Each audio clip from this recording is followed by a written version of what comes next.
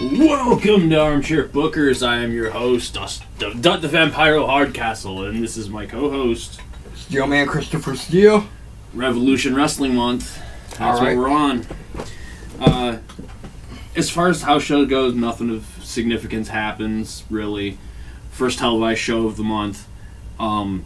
This will be the card. There's no real story, so to speak. I haven't been seen on camera for about 3-4 months now. It's kind of like the Mysterious GM, but it's just like, he says do this. Nobody's seen me, but word gets down.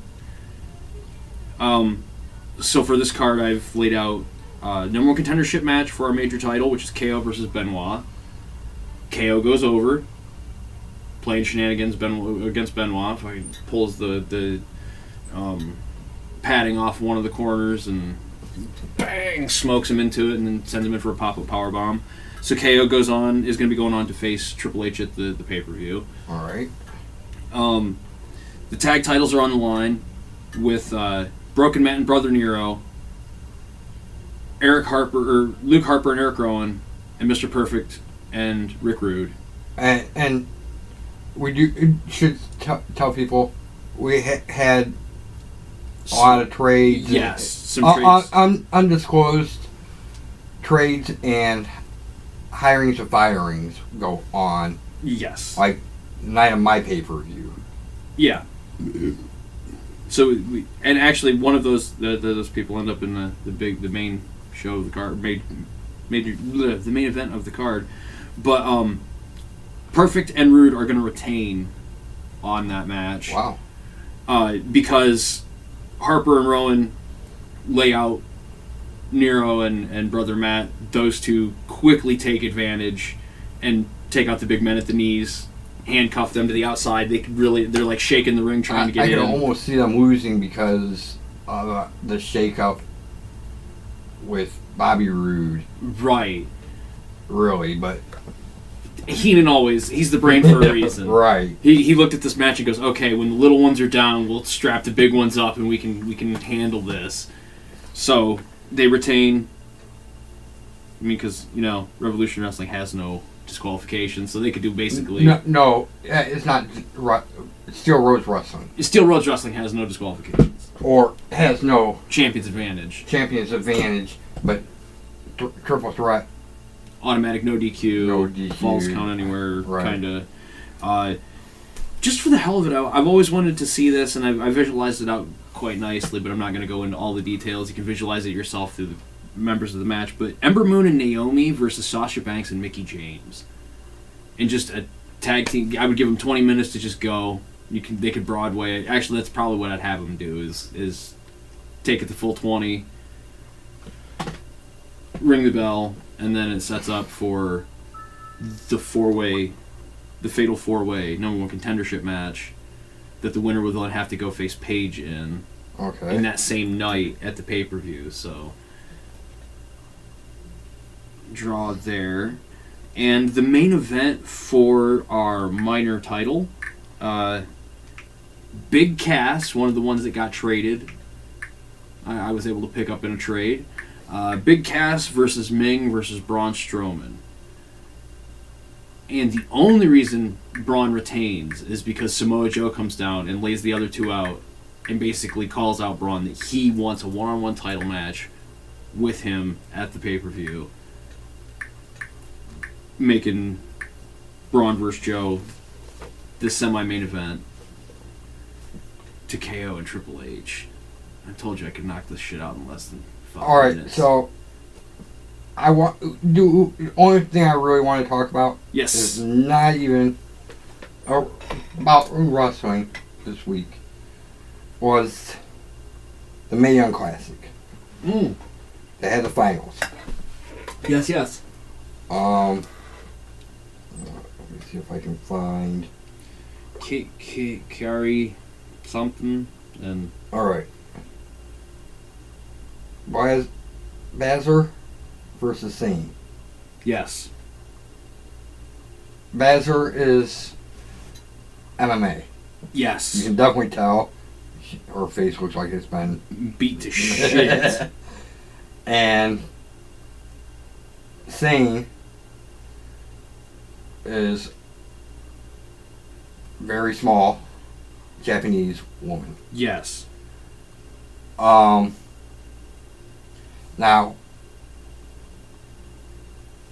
two groups of people were there. Yes. On the east side of the aisle, up front. I am not calling Ronda Rousey and her friends the horsemen. The four horsewomen. I'm like, no. No. Everybody knows. I will, because they always distinguish between the two.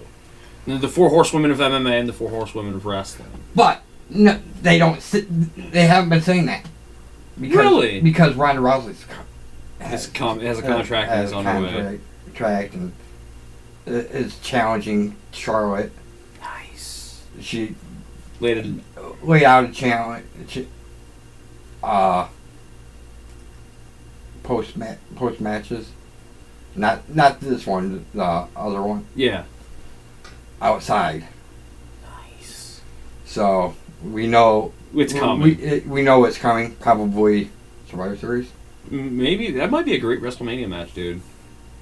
Maybe, but I would think they're trying to get it in Survivor Series or. I think they would save Ronda Rousey's debut for WrestleMania, dude. I really do. Maybe Royal Rumble. Maybe Royal Rumble. Because I could see her actually showing up in the Rumble. Anyways. That would be fun as fuck. Just watch Ronda Rousey. Sasha Banks was only one of the four horsemen women. WWE's four horsewomen. Bayley wasn't there? Was the only one that wasn't there. Oh. And that's because Sasha's been catching shit out in public anyway, so she's trying to keep her profile low. So. But yeah. You could tell who was going for who. All the Ronda Rousey and her friends rooting for Shayna Baszler. While everybody else was rooting for Sane. Pretty much. I'm like, no, Sane! I was going to be so pissed off if Baszler would have won. Good God, dude. That's a sick finisher, though. Rear naked choke into a vertical suplex. Hers? Yeah. Baszler? Yeah. You see fucking Saints? Yeah. That's fucking badass too. It is. Those ladies. It was great. Sane did win. And there's other interviews that you gotta find. Yes. Definitely, it's an 8-minute interview with Paul Triple H, the Vesk. He talks about the women's division, and also he talks mostly the women's division. Also, the Mattel. There's only one. They made a Mae Young doll. It's not an action figure. It's a doll. Yeah. It's for women. Yep. For girls. That's kind of cool. It's actually kind of cool that Mae Young took this long for Mae Young to finally get over with the mainstream audience, even though she's been around forever. Well, I'm not gonna. I could talk forever, so I don't want to because we got other shit. Yep. So that's all I really wanted to say about wrestling this week. Let me think. That headbutt KO gave Vince was epic. The ass whipping Braun threw down on everybody on Monday Night Raw, again, epic. Then, dude, did you see how he did Cena? That was awesome, dude. So I didn't think of anything. So. Picks wise. So let's see. But other guys. I think I got last week. So. Right. Least favorite stables of all time. Like when you heard their music, it was just like either click or it just zoned out. I'm going to start the Blue World Order. Really? Yeah. It's not my least, but But they hit hard when they parodied it. It's like, fuck you. NWO's too sweet. I'm gonna go with God damn, so many. Right. I'm trying to MIA, I think the name of them were in WCW. And the GI Bro and Lieutenant Loco. Okay, yeah, I think you're right. It's just like dumb as all hell. I'm gonna go and not. I gotta be a little bit specific on this. Not the original, but like one of the last incarnates of Four Horsemen. Oh yeah. They had toward the end there was shitty. When it was like Barry Windham and Kurt Hennig for like a millisecond before he jumped ship to NWO because he's like, "This is a dying freaking ship. Let's get the hell out of here." That one, that very last one is just so like grasping for straws of. Right. Yeah. Because don't get me wrong, I did like certain Four Horsemen. Oh yeah, my favorite era, like the first era of Horsemen, I hated that. I mean, they were the most egotistical piece of shits that weren't entertaining. Arn Anderson, I don't give a shit how many great ideas his brother had. Not charismatic at all. He was like a cardboard cutout. But I did like him.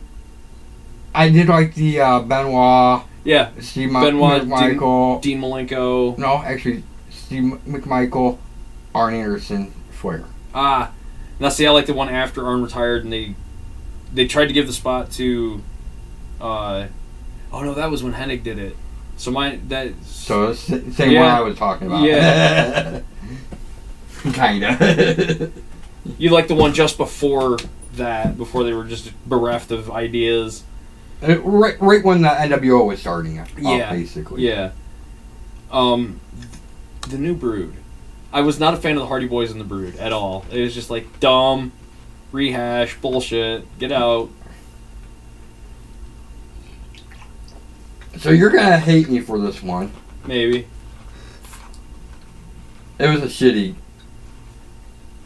The Job Squad. Oh, dude, they were terrible. That's what made them so great. That's what made them classic, is how terrible they actually were. And the blue meanie.